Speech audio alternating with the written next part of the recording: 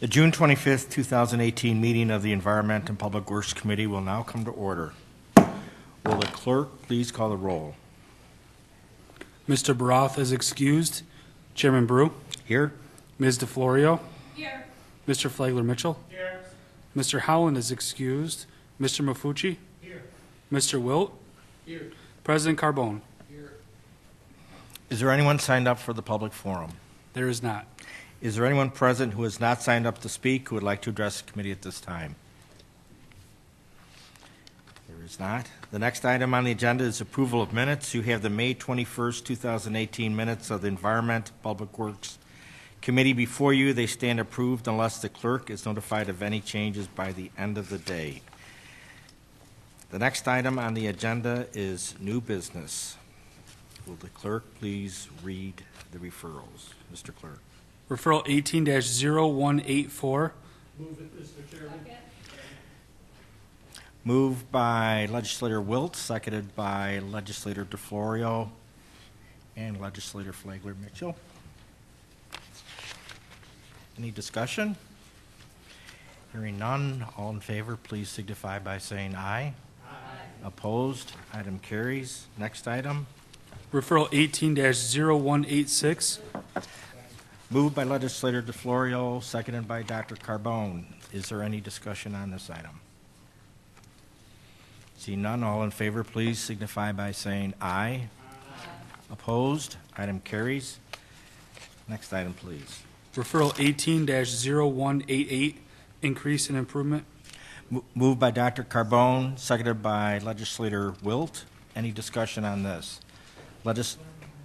Legislature Flagler-Mitchell, because I saw Legislature Mafucci.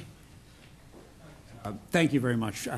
Through the chair to the administration, we did receive a briefing before the meeting, and I appreciate that. I commend the administration for coming. Thank you, Mr. Garland, for providing a very detailed and thorough explanation of what, quite honestly, is kind of one of those hidden government services that you don't hear much about, but certainly necessary. Thank you. Legislator Flagler-Mitchell. So through you to the administration, just a few questions. Has any of the work of this project begun? Through you, Mr. Chairman, no work has begun on the project that's represented here in this referral. Okay, and through you to the administration, when is the project scheduled to take place? Through you, Mr. Chairman, with the funding, we would begin design this year and bidding, and we'd be constructing into 2019. And this would be a multi-year project. With all funding secured, this project would go on till 2023. It would be a multi-phase, multi-year project. All right, thank you. And through you to the administration, will only those in the Rochester Pure Water District be facing future increases to support this project by Van Leur? Through you, Mr. Chairman, as part of the increase in improvements of facilities, we're obligated to estimate what the maximum rate impact would be for any capital project. I know you've seen it before when we've presented the increase in improvements for Pure Water's capital projects in the capital budget. It's intended to be an estimate, but for this particular project, we'll use cash capital for the first $5 million, so there would not be a debt obligation associated with that. We will pursue a $12.1 million capital budget for this project in 2019. We don't anticipate a rate increase for that, but we're obligated to estimate what the maximum potential rate increase could be. It would be a cost that Rochester Pure Waters would bear as part of an expense, but it would be shared throughout the districts that the Rochester Pure Waters District serves for treatment. So if need be, it would be through you to administration. So if need, they would have an increase. Through the chair, the cost would be shared by GCO and Irondequoit as well. Okay, and thank you. Legislator Barfucci. Thank you. Through the chair to the administration, I just want to confirm once again then those costs are reflected on the county tax bill. So it's part of the levy for Pure Water's charges.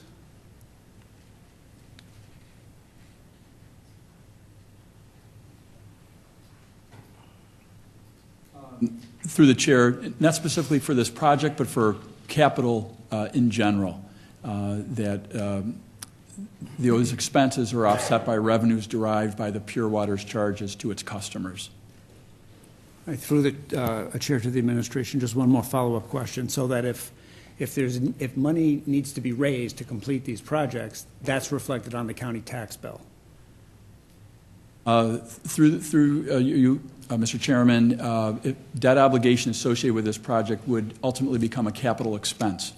That expense would be offset by revenues levied by the Pure Waters District. I have one more question. So those charges, those revenues would be obtained through the county tax bill.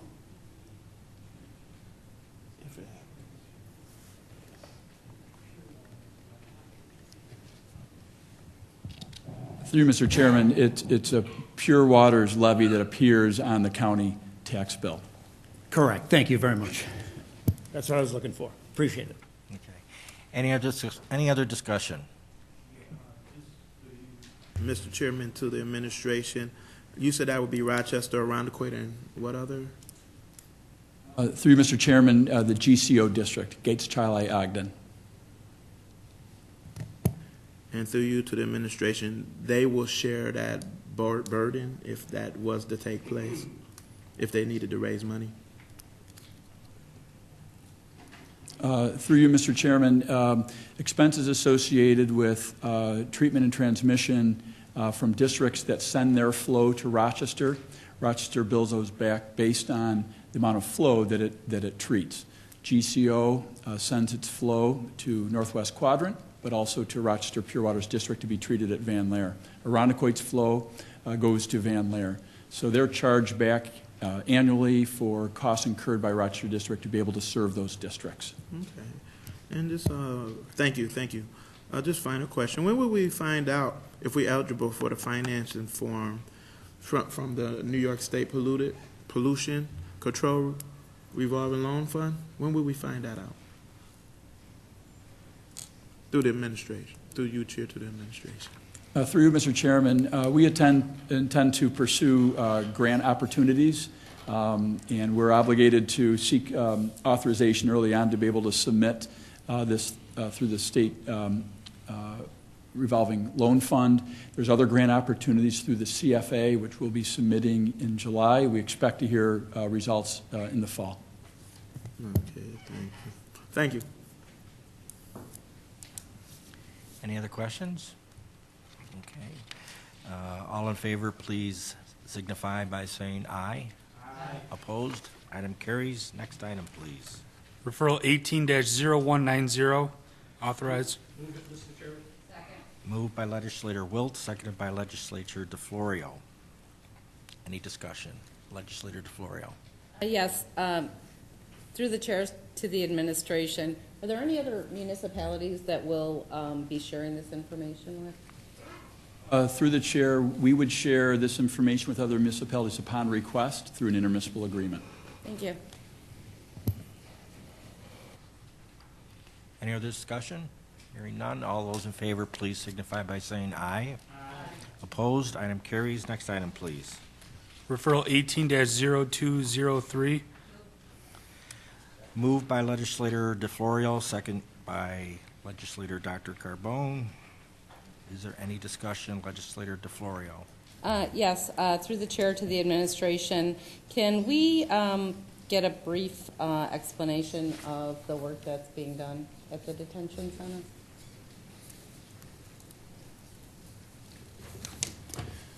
center? Through the chair, certainly this project would authorize the funding that's being requested to construct effectively a new facility, a significant addition in the amount of approximately 12,000 square feet to the existing 8,000 square foot building 67, and then an additional 26,000 square feet as part of a phase 2 The work includes new detention facilities to meet the requirements of the recently passed legislation for Raise the Age.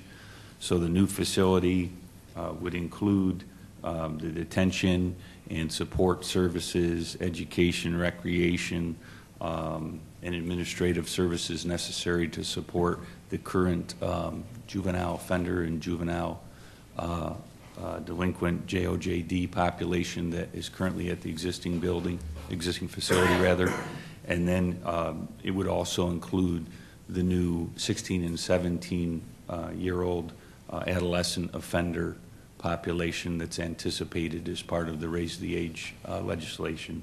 So effectively, we're looking to build a brand new building incorporating some existing elements of the current facility to meet those state-mandated regulations for detention of all JOJD and AOs.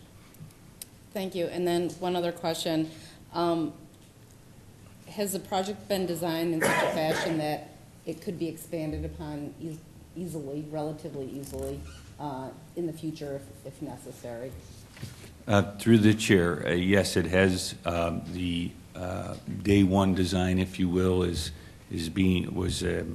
prepared and conceived to accommodate a minimum baseline of JOJD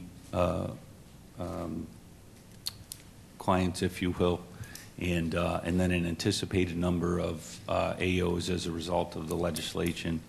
And then certainly the future can be difficult to see, so the layout will be expandable should there be future need for additional beds.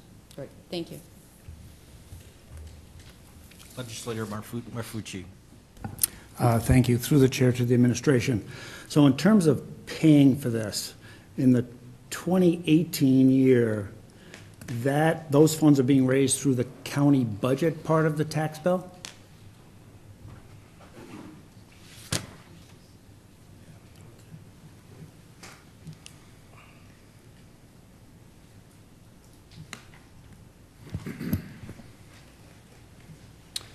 Through the chair, the 2018 expenses within the Department of Human Services is anticipated to be completely reimbursed through New York State claiming mechanisms. It will not be included as part of the 2018 tax bill. Through the chair to the administration, just one more clarifying question. So those funds then would come through an alternative source. They wouldn't be billed to our local taxpayers. Through the chair, that is correct. We anticipate, based on the governor's promises in his budget message, that incremental costs associated with Raise the Age, both operating and capital, would be reimbursed 100% by New York State through existing and to be improved claiming mechanisms. I do have one final question through the chair to the administration. You're anticipating that to cover additional expenses in the out years?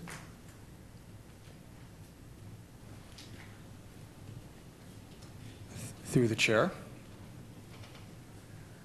The best crystal ball cannot accurately determine what New York State will do in its reimbursement formulas, but in the budgetary message put forth by the governor,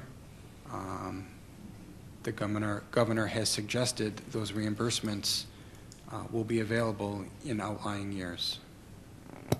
Okay, my last question through the administration, to the administration through the chair. So if the state doesn't come up with their promised funds, the projects would be completed through our normal budgeting procedure, and those charges would be reflected in the county budget part of the tax bill? I guess my point is it wouldn't be a chargeback, it would be the county budget. Through the chair, the funds to start and complete this project are being raised through bonding. The debt service associated with that bonding would be part of Monroe County's budget, and the dollars it takes to repay those borrowed funds would need to come either through New York State reimbursement or the local taxpayers. As we progress through the remainder of 2018 and really get deep into 2019 budget, we should have a better handle on exactly what portion of these costs will and will not be reimbursed by New York State, and we will budget accordingly. Thank you. Legislator Flagler Mitchell. Yeah, just a question. What is the reasoning for closing down the previous Children's Detention Center project? And why not just build on the existing structures?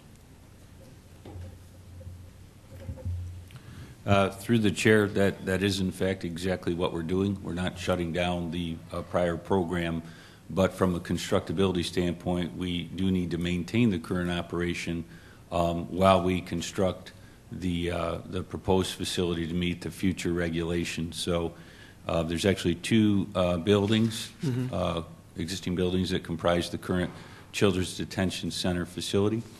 And so upon review and looking at the regulations and staging and phasing of construction activities over the course of the next 18 to 24 months, we determined that the best course of action was in fact to do, as you mentioned, which is build an addition on the smaller, slightly less used facility that is currently used for administration purposes, and then construct the proposed facility that way, and then reconsolidate both the current CDC beds along with the proposed SSD-AO beds all under one roof. So we are in fact doing as you suggested. Thank you. I had a couple questions. When is the work scheduled to start? Or has it already?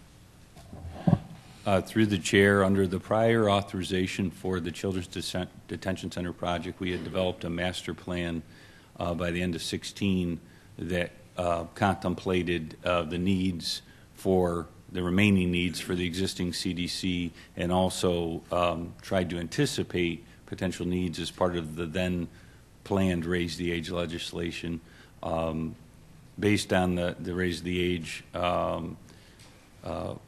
legislation and very aggressive schedule, we've continued to plan for this future facility for the project that is before you this evening under the authorization of the current project. So we've continued design work in effect, and will actually, upon authorization or what we hope will be approval from this honorable body, we're actually teeing up construction activities for as soon as this summer, really next month. And that's only not to be presumptuous regarding the approval, but because we have to have the ability to house 16-year-old AOs by October 1st of this fall. So it is certainly unrealistic, but it's expected nonetheless by the state. So work is ongoing. Construction work is effectively started, and will really ramp up upon authorization of this project. And then we need to have the entirety of the facility completed by October 1st of 2019, next fall. Okay, yeah, that was my next question, and thank you for getting ahead of the ball, knowing that the legislation was forthcoming, and definitely enables the facilities to be ready faster than it would otherwise. My next question is, I was just recently contacted by a constituent that lives next door, and she was looking for just a brief narrative of what's going on out there as far as the expansion. She's lived out there for 25 to 30 years. I apologize, I should have run it through the Ledge staff, but I'm wondering if you could provide the Ledge staff a narrative of the number of juveniles that are intended to be housed, the type of infrastructure improvements that are going on, both in renovation of the existing buildings and the new square footage that's going on, anything that you think would be able to help her out in understanding what's going on next door to her.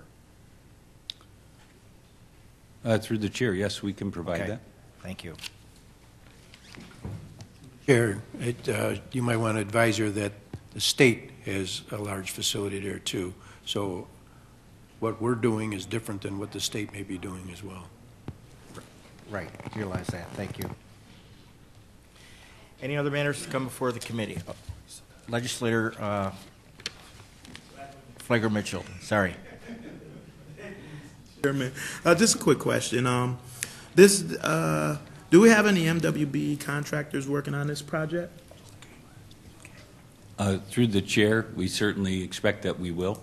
Okay, and through you to the administration, will we be able to satisfy the state mandate on it? Through the chair, we're currently anticipating meeting the county's good faith guidelines of 15% MWB utilization. Certainly, if there's any additional requirements or increased participation required of the state, we will make every effort to meet those obligations as well. Thank you, really appreciate it. Any other discussion on this item? Hearing none, all in favor, please signify by saying aye. Opposed? Item carries. Now I can read this. Are there any other matters to come before the committee? There being no other matters, the June 25th, 2018 meeting of the Environment and Public Works Committee stands adjourned. The next meeting of the Environment and Public Works Committee will be held Monday, July 23rd, 2018 at 5:45 p.m.